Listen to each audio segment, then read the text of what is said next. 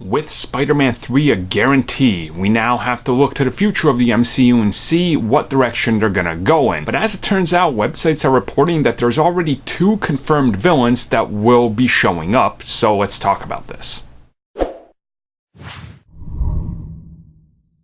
Now naturally, just by looking at Spider-Man and everything that's happening, we know that he's going to be in the MCU for a while. It definitely seems like they're doing more than a trilogy, and it definitely looks like they want to extend the reach that Spider-Man has within the MCU. Some of the characters that we've already seen, of course, include the likes of Tinker, and one important one happens to be the Vulture, played by Michael Keaton. Now originally when Keaton was cast, he apparently took on the role because he was willing to do a few extra appearances within the MCU, whereas to other actors that were offered the same role, such as Matthew McConaughey, he ended up turning it down because he didn't want to have that binding to his contract so they can call him up like 5 years from now and be like, come back. He just didn't want that.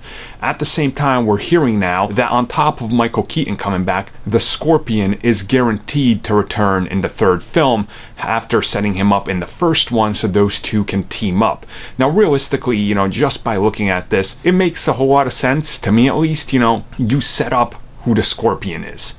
You set up that the Vulture knows his identity. So if they're going to be building up towards the Sinister Six, either in the 3rd Spider-Man movie or doing something more with it and maybe doing it in a 4th film, or maybe whatever ground heroes team up in an Avengers film can take them on, it makes a lot of sense to me considering these are established characters that do have some problems with him. Now obviously Scorpion far less than somebody like the Vulture, because Vulture directly impacted his life, family, and everything.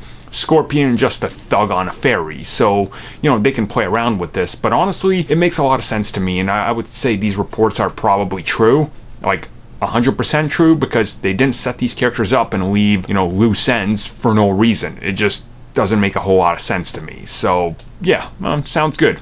Hopefully Scorpion gets a cool outfit.